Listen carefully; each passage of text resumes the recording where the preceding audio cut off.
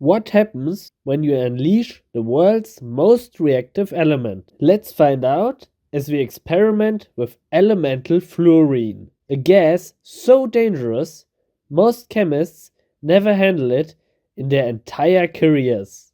Why have top creators like NileRed, Explosions and Fire, and Mr. Green Guy gathered from across the globe to huddle around a fume hood? What makes this element so special? Fluorine is no ordinary element. It is the most reactive and dangerous gas on Earth. So unique that even professional chemists rarely see it in its pure form. But today we are diving into the lab of Professor Florian Kraus, one of the few experts who can handle such a thing safely, to witness its extraordinary properties firsthand. What happens when fluorine meets a brick, a chicken leg, or even safety gear? Stick around, we're about to find out. You've probably heard of fluorine in toothpaste or Teflon pans. But elemental fluorine? That's an entirely different beast. Now let's see it directly in action in the lab. The really critical point is always when you open the main valve of the 100% fluorine cylinder. Because you need to do this very carefully and controlled, otherwise you risk getting a metal fire. So you ready, guys? Yeah. No? We were born ready.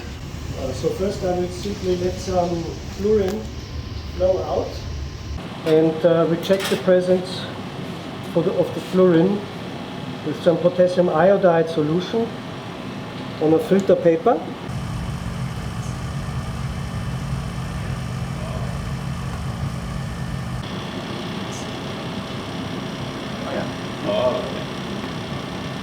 You see the 100% fluorine directly ignites also the paper.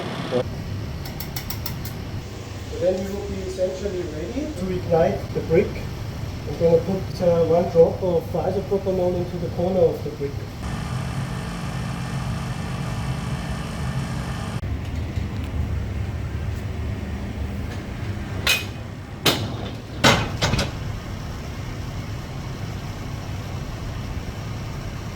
Now this is the isopropanol fire, but it generated enough heat so that now also the brick is burning. The brick made some very interesting hissing sounds when burning with the fluorine, if you listen carefully. Also, it created a huge amount of smoke from the reaction products, which are probably silicon fluorides and oxygen. Good for you? Yeah. And I stop, yeah? Yeah. Okay. Maybe your once in a life experience to smell fluorine. How would you describe the smell of fluorine? It's nearly cabbagey. I said it smells like chlorine that has gone bad. You know? Like moldy. Yeah, like moldy fermented. chlorine. Yeah. I think that's what I understand it as. It's like thread that.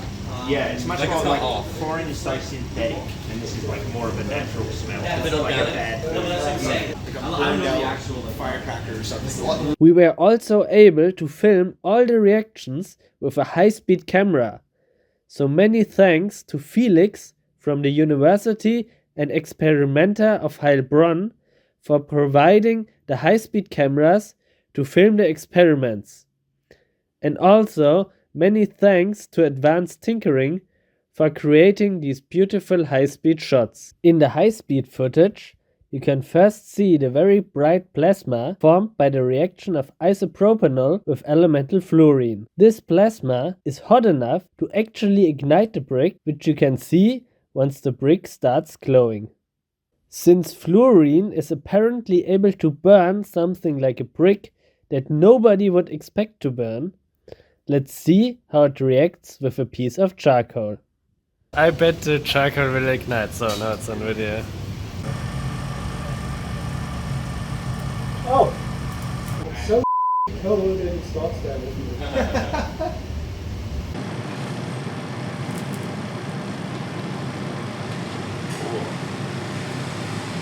A little more. Wow. Getting a lens flare. So.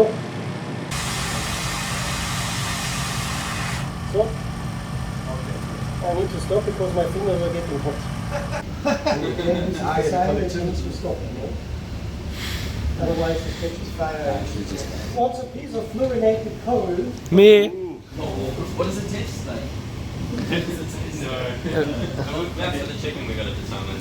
On the high-speed camera, it looks really incredible how the cold fluorine gas is able to ignite the charcoal at room temperature by just coming into contact with it. So is the chicken up next? Alright, you ready for me to show my meat? Okay, yeah, show us your meat. It's good stuff. I'll take a little bite. Yeah, take a little bite. One fatality from the fluorine experiment.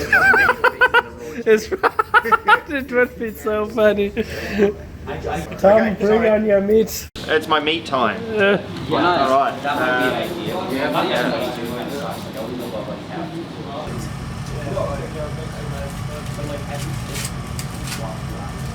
But at least you have like something to go lower if it gets Volunteers for what? Your hand. Your hand or your focus? Doesn't really matter. I know one guy who would probably volunteer. hopefully it works. I just looked at it and Are you thinking about it? That would be like a fitting title for one of your videos, shaving my hair with a fluorine gas bottle. Oh, it's just gonna smell for sure. So if you're lucky, you get some barbecue aroma. Yeah, let's go. Usually the barbecue aroma is quickly gone. Where's the seasoning? Yeah. No seasoning. No seasoning. That's spicy enough. Takes a little longer because it's so moist. Really pretty reluctant piece of meat. Good quality. Maybe because we had it in the freezer and now there's even more water on it. Maybe we should have dried it with a paper towel first. Yeah. Or a drop of IPA. Yeah. There's some fumes coming out on the back. Yep. And my last chicken goes here. Ooh.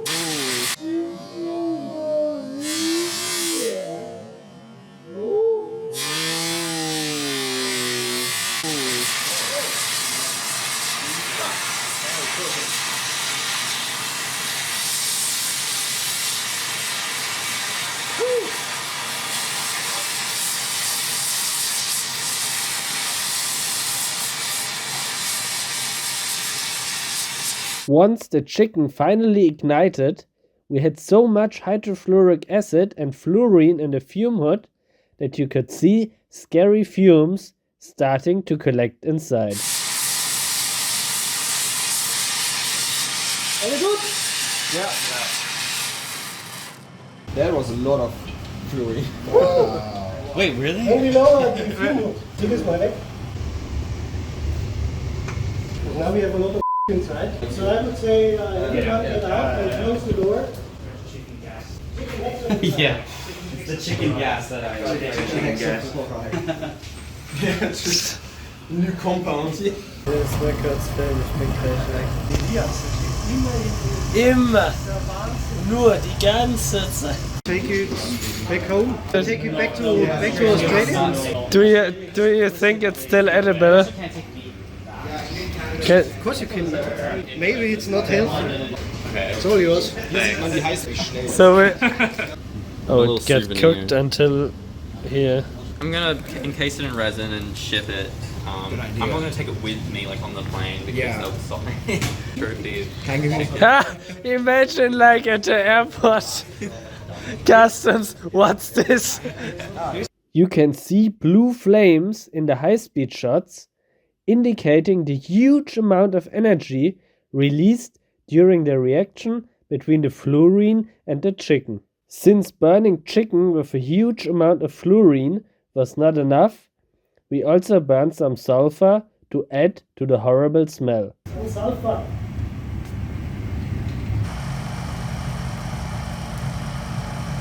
So there you already see the flame. Now what we get is a lot of molten sulfur, and The off gases is mainly sulfur hexafluoride. Of course, there is a little bit of S2F10 inside and some traces of sulfur tetrafluoride also. And the flame should look blue, but I can't see it because of my black glasses. Yeah, it's very bright, but in the cameras it looks blue. Good. This reddish brownish stuff, or whatever color this is now, this is the allotropes of sulfur. With different chain lengths have also different colors. So this is now boron powder, amorphous boron powder, very old sample. And the purity is somewhere between 90 to 92%. Because getting boron as an element very pure is difficult, and amorphous boron is even more difficult to get very pure. But I think for burning it's good enough. Yeah, nice. Couldn't even see him on that. So boron is complicated to set on fire. It's also difficult with oxygen. So let's see if we get it ignited with fluorine.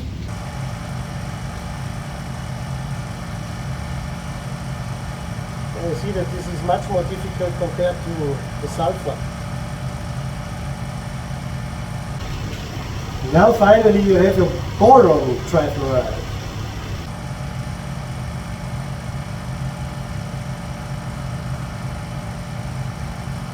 Are we good? Yep. So the fumes that we get is boron trifluoride, but this hydrolyzes on air. So it essentially transforms to hydrofluoric acid and boric acid. A more commonly available element we wanted to test is aluminum in the form of aluminum foil. We need to fix something first. Ihr macht alles kaputt, meine Lieben. Das war kaputt, als ich angekommen bin. Das gibt Ärger. Falls es damit nicht steht, dann...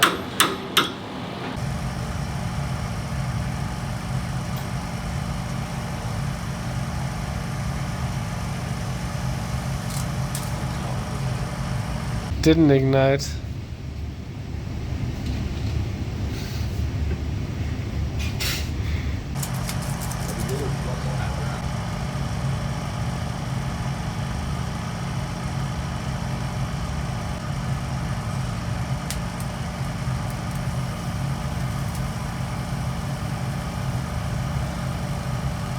There's a lot of isopropanol flame in the back now.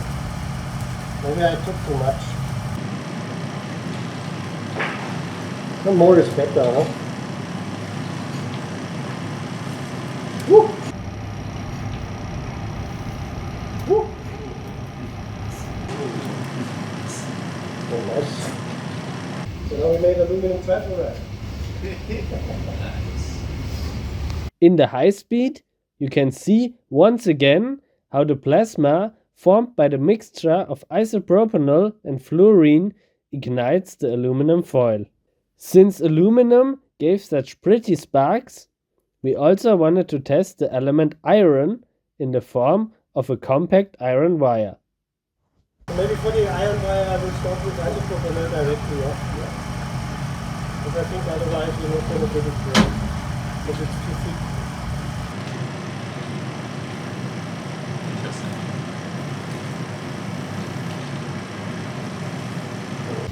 Yeah. I think the iron wire is going to be much too thick. Surely if we set the brick on fire, it would melt the steel. That's the plan.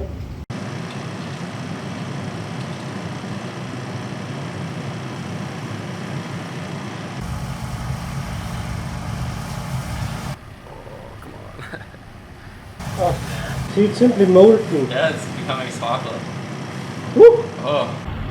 Woo! Oh. Woo! Woo! Oh.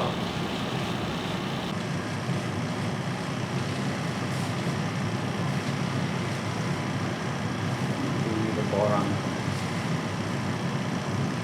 There we go. Oh, I think this is impressive enough. Huh? Yeah, I was alright. Well, right.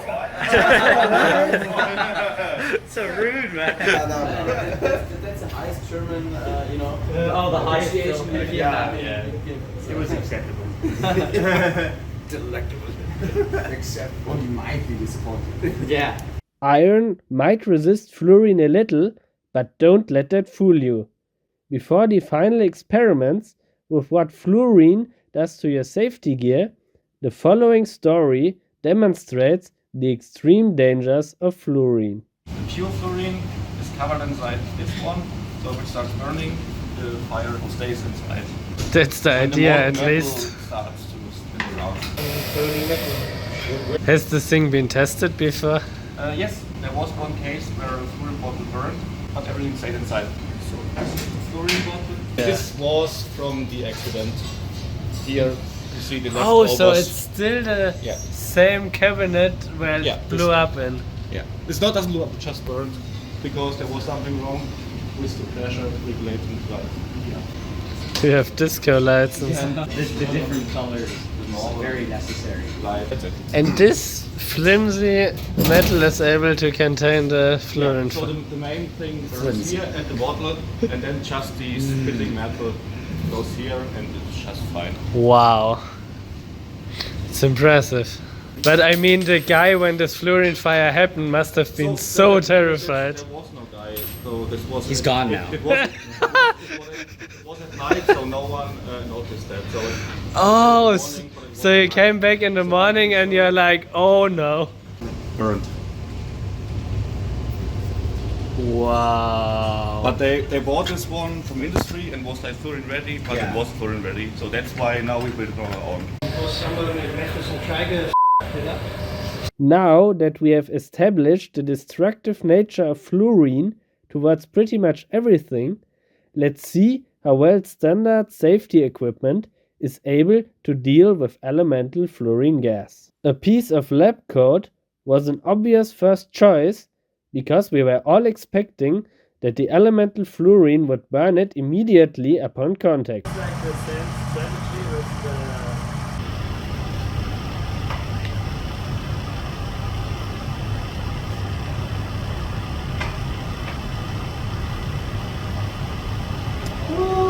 Close.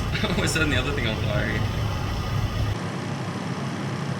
Interestingly enough, even to the surprise of Professor Kraus, the full flow of fluorine was not able to ignite it. Oh, that's impressive. Yeah. Maybe we all said. This is also a good instructional video, so if you have clean safety equipment, then it's quite resistant towards fluorine. And now let's make the difference with a little dirt, Mixing chicken, whatever. the oil or something.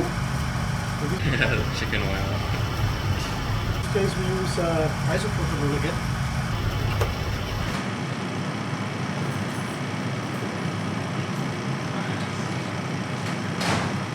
So fried.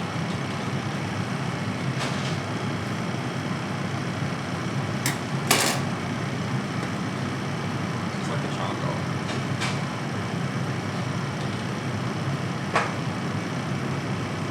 And see, this is actually one of the most important things of fluorine chemistry, that everything needs to be super clean. Because as soon as you have some organic stuff, some grease, fat from your fingers or whatever, then you can get ignition. Once again, you can see in the high speed how the fluorine isopropyl alcohol plasma is easily able to ignite everything. Next, we used some regular nitrile gloves, also not really expecting them to be a match for the fluorine. So we start with the clean nitrile glove, yeah? Wait, 1 sec. One second. Ready? One moment. No. Those camera guys. Wait.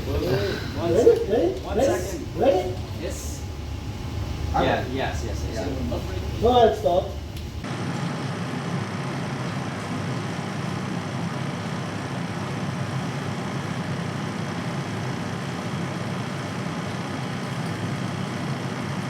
Okay, good sign. It's clean. Everything's fine. Huh? It's still smoking in the back, I think. Or it's hydrolyzed fluorine. No, fluorine is everywhere. Can we add a little isopropyl? Ready?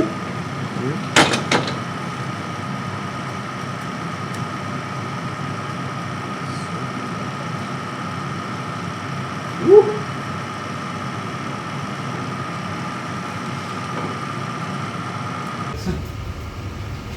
What's more toxic? Is it burning?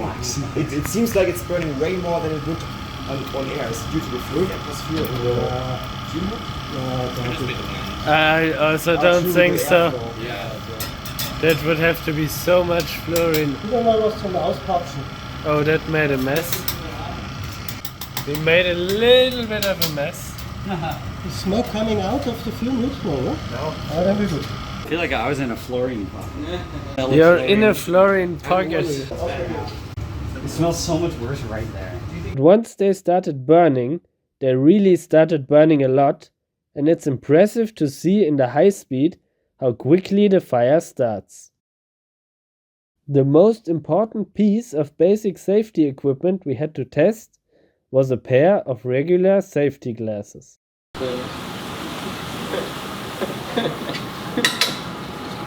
It's a big mug.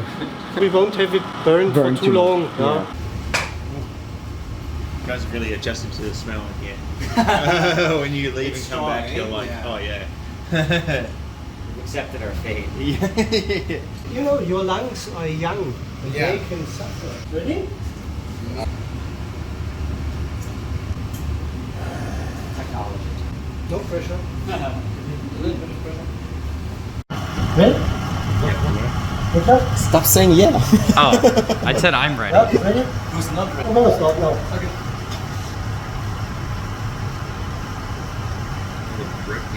Okay, now I'm ready. So see when it's clean? Nothing? If I would be able to increase the fluorine flow even more, then it will also start burning. Yeah? But we can't do this because this would not be safe.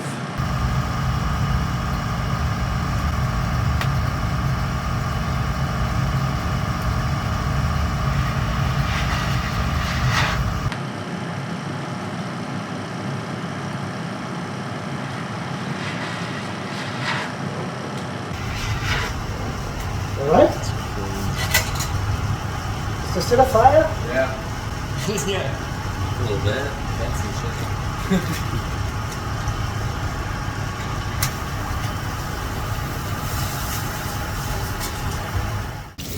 Kommt sogar eine Wiederzerstörung.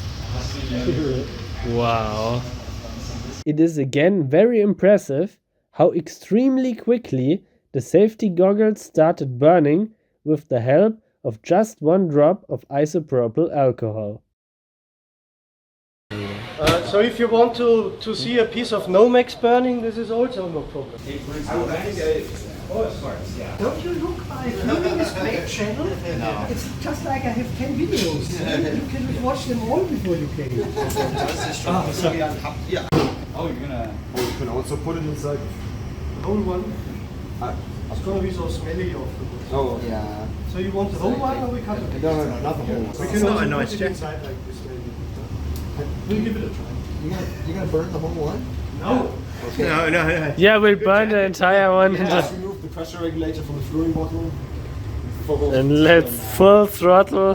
Nomex also burns on air. The temperature is high enough. The good thing is just that when you leave the high temperature area, then it starts to char, and then the fire stops. As long as there is air and a lot of heat, then it will burn. This is also a great demonstration of how difficult it is to predict the reactivity of fluorine with different materials at room temperature, because even Professor Kraus had a hard time predicting what would react and what not. This also needs acetone, right? A little bit. Likely.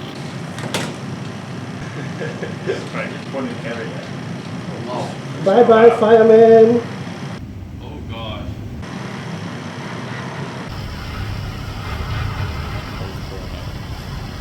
Yeah, but then you now see the Nomex effect. Fire goes out. Yeah. If I supply it again, then we start again.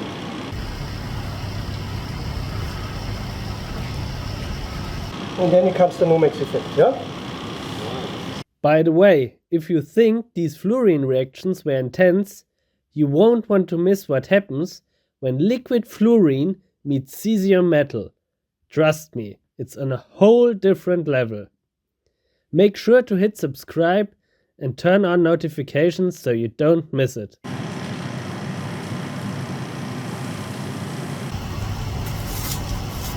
Crunchy.